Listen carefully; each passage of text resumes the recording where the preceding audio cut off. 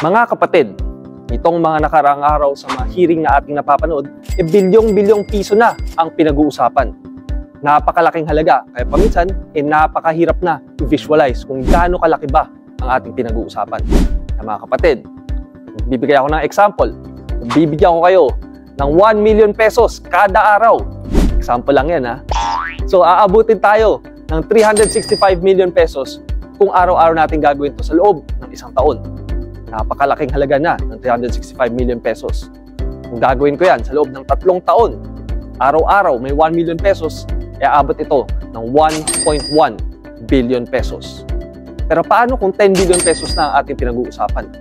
Ibig sabihin, kailangan kitang bigyan ng 1 million pesos araw-araw sa loob ng 27 years.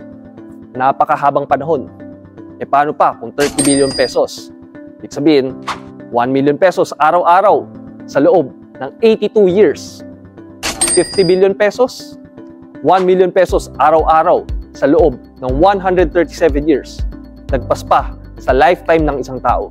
Kaya mga kapatid, kung maririnig natin na bilyon-bilyon ang nawawala sa gobyerno sa loob lamang ng iilang taon, hindi lang ito pera na ninakaw sa bayan.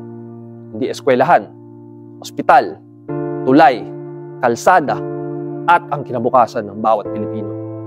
Kaya huwag natin gawing parang barya lang itong bilyong-bilyong piso na pinag-uusapan.